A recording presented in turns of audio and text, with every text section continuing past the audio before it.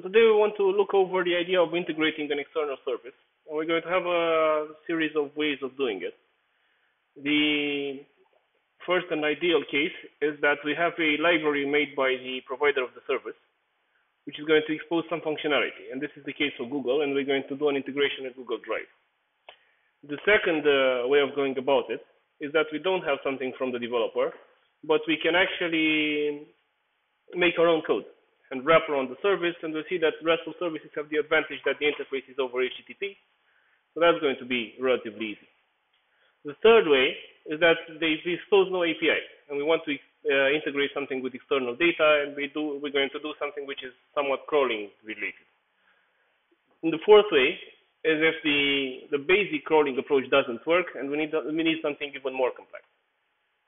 So let's take it from the top. So the first thing, we want to integrate with Google Drive, and we want to export some sort of file of some sort. And if we look over the documentation, right, we're going to search until we run into this page. And this page is going to tell us, for example, how to get files, how to export files, etc. Now, if we dig a bit further, we can have something like Google Drive API Quick Start. Right, and we're going to have a Node Quick Start. And we're going to have a document in Google's documentation, which is going to tell us what we're supposed to do. The first thing we're supposed to do is activate the Drive API. Because what we, for Google at least, we have a large set of APIs, and this large set of APIs has to be activated individually. And we can use a wizard and so forth, but we're going to go to Google Developer Console.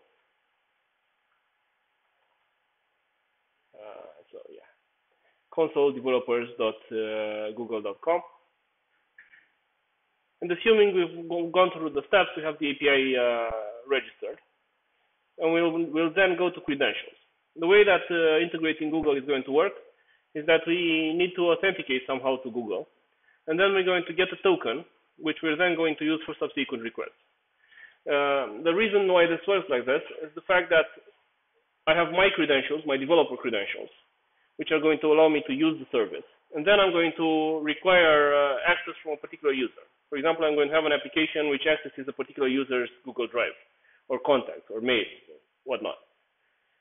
In this case, which we're going to see here, it's me and myself. Right? I'm going to request access from myself. That being said, I can request access from anyone. And when I request access from somebody, I'm going to get something which I can then send with each request, which is going to allow me to actually do the request. So we have this thing. We can say create credentials, and I'm going to create something which is an OAuth client ID, and I'm going to select other, right? Because my application is neither going to be a mobile application nor is it going to be a web application. It's going to be a RESTful API. It's going to be a console application. And the reason why I need something specific is that generally what would happen is something which we've encountered on the internet, which is that I'm going to have a little pop-up, right, which is going to tell me allow something. And for my console application, I might not have that, right? So what's going to happen is that it's going to give me a link, and based on that link, it's going to give me a particular key. Now, assuming I've done this stuff, I can download these credentials. And it's going to look in a particular fashion. It's going to look like this. Right, so installed client, something. And I'm then going to go back to my Google Quick Start. And I'm going to see what I have to do to make it work in Node. And in Google's case, I have some actual libraries. And I have Google APIs. And I have Google Auth library. And I have an example, and the example is this QuickStart.js. And this particular example, we're going to look over it shortly, but this particular example is going to list the first 10 files I have on Google Drive, and that's it. But it's going to be a good example from which to start. When I look at this example, I'm going to run into some problems. The first problem is that Google APIs are actually dependent on a scope. So I'm going to need a different scope. Right, this is drive metadata read-only, and I'm probably going to need something else. Drive metadata is going to tell me file names, creation dates, and so forth. And I need file contents, right? Because I want to actually, what I want to do is take the actual Google Sheet in which you've input through the form your repositories and export that as a CSV file. Make sense? So it's when you input your repositories in the form to deliver the first deliverable, they went to a Google Sheet. They want to export that as a CSV file. Now, I can actually find an example for this somewhere around here. So export. Right, I can find an example for this. And I notice another problem. The first problem, so if I look at my initial quick start, I'm going to notice that my initial quick start is written without promises. Right, it seems to be callback focused. Okay, so this is callback focused. This one seems to be written with events. This one is event focused. And what I want to use is something which is promise focused, right? Because my code until now was written with promises.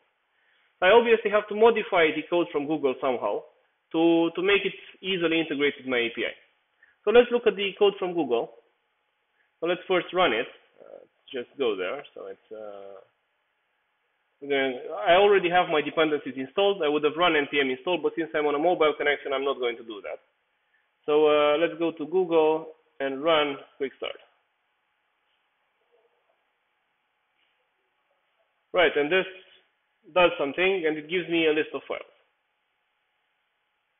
Right. Now, how did this happen? Let's look over the actual code and try to understand what's happening. Well, this is the actual code that what you've seen on the internet, but I've actually saved it, and this is it. So let's wrap lines.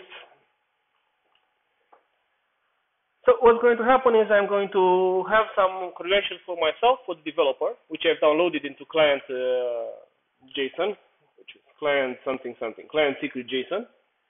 And then I'm going to need to save some credentials for the particular user. So I'm going to read my client secret JSON. If I'm not going to be able to do that, I'm not going to be able to continue. But if I successfully read it, I'm then going to do authorize. This, like I said, is callback focused code. So it says read this file and then call this function. Okay, now for authorize, I noticed that what I read was some text and I parsed it to JSON. And if this is going to be successful, I'm going to call this file. This is going to be another callback. Now authorize itself. Authorize is going to get the data from the file I've just saved. And then it's going to create some authentication and authorization specific objects. So it's a Google Auth, which comes from the Google library. And then I'm going to try to create this, connect with my client ID, client secret, and the redirect URL. So what's going to happen is that based on my credentials, something is going to be shown to the user. The user is then going to click allow in some fashion. And when they click allow, I told Google where they should redirect, right? So Google should make a request to me, and that request should contain what I've requested, right? Or the credentials for what I've requested. So for example, if I request something like the user profile, which is name, email, and so forth, Google is going to make a request to me containing that data. What actually happened is this. So if the token was already saved on the token path, I just use it, right? So I just parse the token and use it. But if it wasn't saved, I have to get a new token. Right? If this is the first time I've run this, or I've deleted the token, I have to get a new token. And the get new token is going to make a little command line interface for me. And then it's going to show the thing to the user. The user is going to give me the code. I'm going to input the code, and I'm going to save my user-specific data. And they're saved here, right? Drive node, just JSON. Okay, so if I run quick start as I ran it before, it doesn't ask me for anything. But if I deleted this, it would ask me for something else. Right? It would ask me for something. And we're going to see this shortly. So first off, we have to modify this code to suit our needs.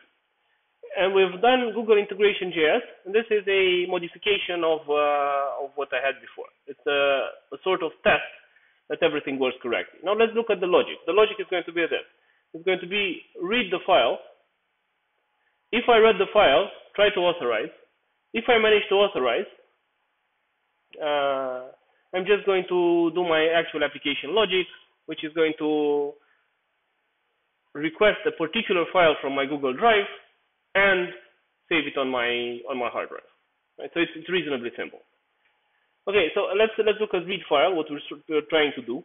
What we're trying to do is again taken from the documentation. We're trying to export a file as CSV. It's a Google Sheet, and it can be exported as CSV.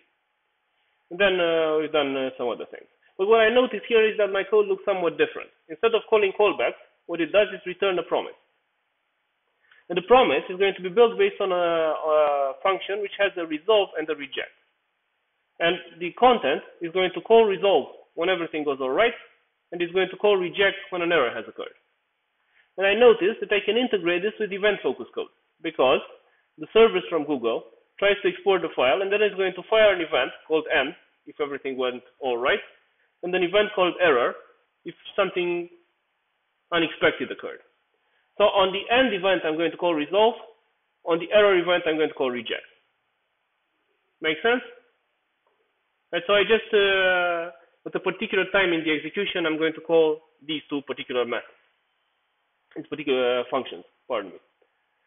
Now I can actually promisify everything, right? So it's a forget new token.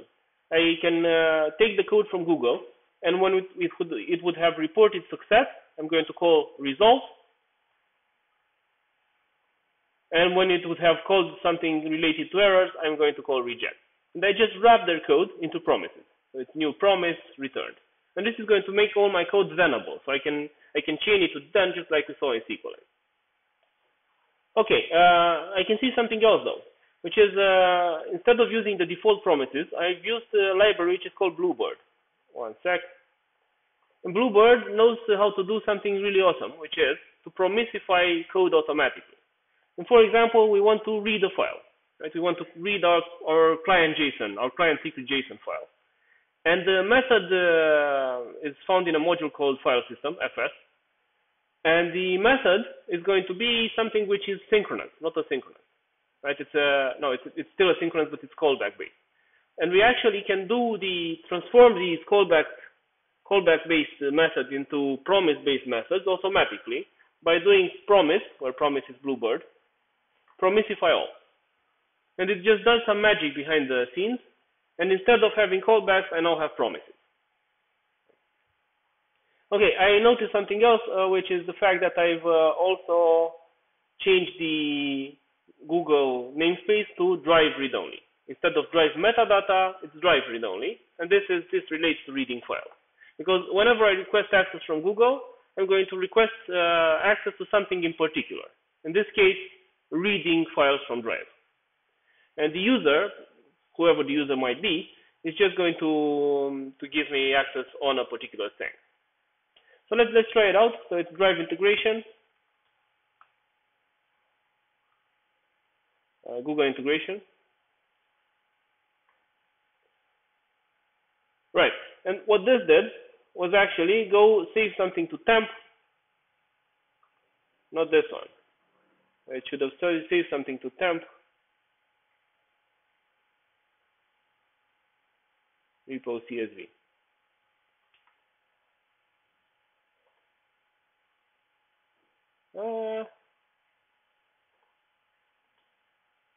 Have I messed something up? I might have messed something up.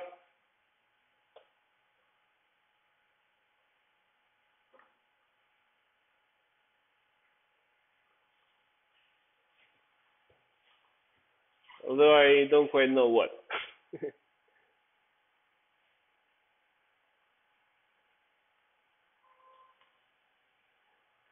Okay.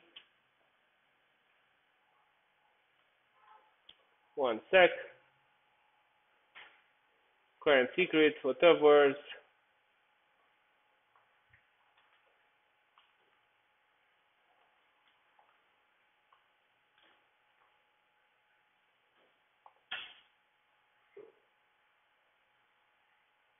Done reading file. But it doesn't quite do what I've expected. Let's delete this file. The way it should look like is this.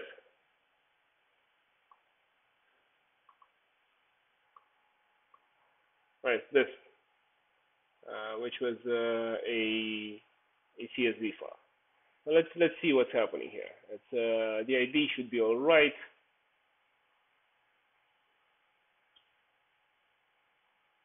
Done reading file.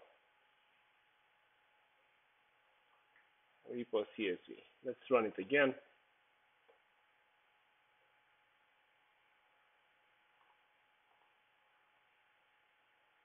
Okay, this is non-standard. I'm going to fix it, and let's try to see if everything works. But in order to see how the credentials were here, we have to delete this one. Yes, delete.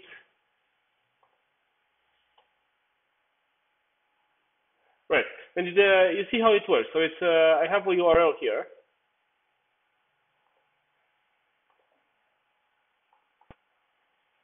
I'm going to paste it. It's going to ask me to select an account, and if I allow it to read from Google Drive. Let's say allow, and if I allow it, it gives me a key, which I can then paste here. I think just my credentials will expire. Right, it now reads the file, and let's see if we have it now, and indeed we do. So it exported the file. It's the logic of the application actually doesn't take into account token expiry, and it's since it doesn't delete the token, we had the token from yesterday. Okay, so it exported everything. Now, how do we integrate this into our API? We're going to build an API, and the API is going to be relatively minimal. First of all, we moved all the logic into something which is called Google Files. This is going to be our library, and the only modification we've done is that we've taken all our logic, which we executed directly last time, put it into something which is get file content of a particular file, which does the same thing. So it reads client JSON, tries to authorize me, then reads the file and exports it, and it saves it into temp. And then it uses something which is a library which is called CSV data to load the file and take all the lines in the CSV so I can have them accessible as a JavaScript object. And I'm exporting this through module exports. I'm exporting this because I want to use it in my API. And my API is going to be minimal, so it's going to look like this.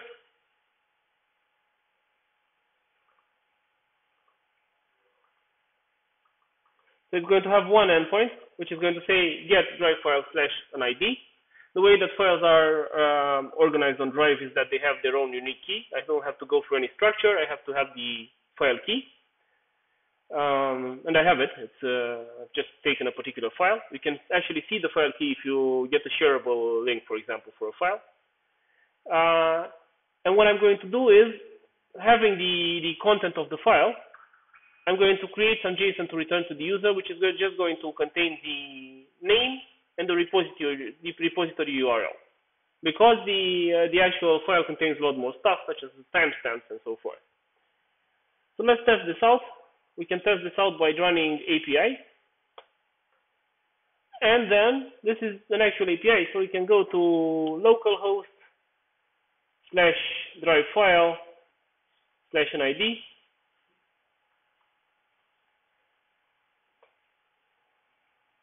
And I'm going to get this. Now, obviously, instead of doing this, I could have done some more complicated logic, but this is the gist of it. So this is one way of doing it, which is to actually use a library which has been exposed by the provider of the RESTful service. Now, what if the provider of the RESTful service doesn't expose an API? And they might, but we've opted to consider that they don't. We want to integrate with Bitbucket. Now, Bitbucket has a service which is a bit different, which is think about it. Bitbucket actually hosts a reasonably high number of public repositories, and since it hosts public repositories, those are accessible by anyone, either via the web interface or by the drive interface.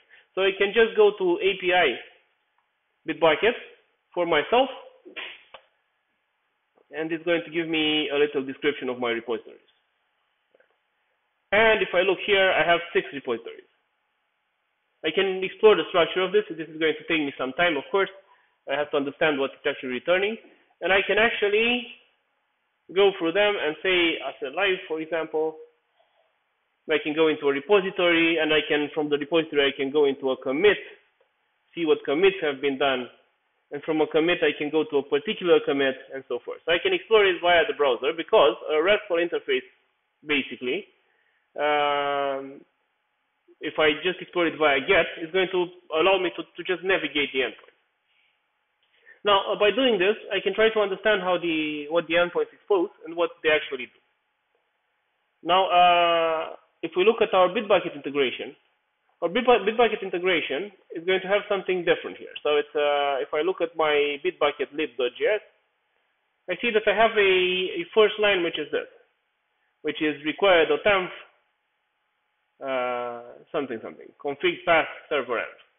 What's happening here is that, especially since if I put things in a public repository, I'm not going to want to put my credentials in it.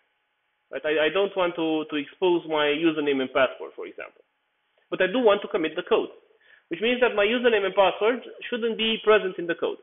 So I have to do a couple of things. The first thing is that I'm going to store them in a separate file, which is going to function like the environment for Bash, in this case, or like the environment for whatever you use in Windows, right, for CMD or something. Which is, if you remember from the operating systems, in your environment, you're going to have a series of variables, which are going to be a name which contains a value. That's what we're doing here, but we're actually storing the values in a particular file. And we can then access them via this, process env key. Now, the second thing which I'm going to have to do is to actually convince Git, for example, to not commit them. So when we've created our Bitbucket repositories, we've seen a file called .gitignore. And we can have a gitignore, which is going to be standard, right? Which is going to be standard for Node.js. And let me just show you one.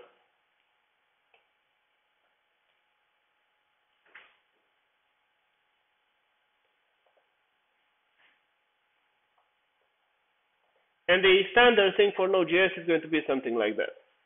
So .gitignore is not going to commit any Node modules folders, because I don't want to overload the repository with stuff which other people are maintaining. But it's also not going to commit .env.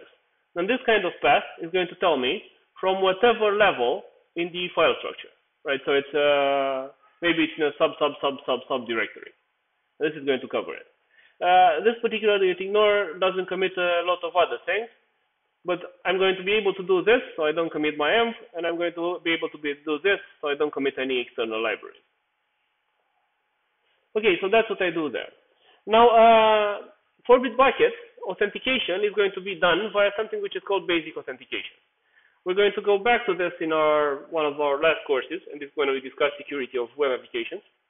But the gist of it is this, is that I'm going to make something which is which looks like this. So let's look for Bitbucket. Let's try to trace our steps. So we're going to be Bitbucket REST API authentication. We're going to have a little example here, which is going to be done with a command line tool. So we need something which looks like this: user password, and we're going to encode this. We're going to base64 encode it. And base64 is the way in which we send something like an image over HTTP. So it's just a way of representing binary data over a text protocol. And then we're going to send something which looks like this. It's going to be a header called authorization, which is going to contain basic, space, and the base64 encoded user and password. So we're doing this here, right? So it's the all strings is user plus this plus password, and then the actual header is going to be basic plus space plus something base64 encoded. We use a class which exists in Node.js, which is buffer, and the buffer is just going to be a buffer of bytes, and it knows how to base64 encode. And then we've done a function which actually gets something with authorization, so it just uses a header. What we're using here is a library which does HTTP requests, which is called request. And we're using the version of this library which has promises. If we look at our package JSON in this case, we're going to see it contains .env, so we can use external environment, express because we want to do an API, request promise, which we're going to actually use, but request promise actually has a dependency itself, which is request. Okay, so back to our actual code, so bitbucket lib. So what we do is actually make the request manually. I've made a function which is relatively simple, which is called getRepos. And getRepos is going to return a promise. The promise is again going to have a resolve and reject parameter, and my request URL is going to be https://api.bitbucket.org 2.0, etc. repositories and the user for which I'm requesting the repositories. This is just going to return, by default, this is just going to return my public repositories or the user's public repositories. In my case, though, since I'm using my specialized get, I'm going to add my header, and then I'm going to get all repositories. And since the response is actually going to be something reasonably complicated, which is going to tell me a lot of details, I'm just going to map what I'm getting in response.values to the name of the repository itself, and that's it. Now I'm going to module export this, so I can use it in my API. Again, my API is going to be relatively simple in the sense that I'm going to expose one endpoint, which is going to be repos/end user. And this is going to use my module, my library module, just like in the last example. And it's just going to send me the content. So let's try this out. Let's go to Bitbucket, node API. And if we now connect to API, I don't care about these anymore. So I'm just going to say localhost /repos/myself, and we're going to see a list of repos. Right, so I've integrated myself with Bitbucket. And I've actually, if I count these, which is going to be a bit more difficult, but if I count these, I'd see that they're both the private and the public repositories. Of course, in order to get somebody's repositories, I need to request to request with their particular user and password. Now, something which the Bitbucket API doesn't expose, this is what complicates matters a bit, is it doesn't expose repositories which are shared with the person. Because notice, I have 10 repositories or something like that, instead of having 100 or something. Because you've all shared my repositories with me, your repositories with me, but they're not accessible from this particular interface. Okay? So there's a limitation which is fundamental to the API, and I can't get those. Or I might be able to get those, but not via this method. Okay, do you have any questions until now? Does it make sense? So to go through this again, I'm going to have either an API exposed by the developer of the, either I'm going to have a library exposed by the developer of the API, such as in Google's case, or I'm going to have something which is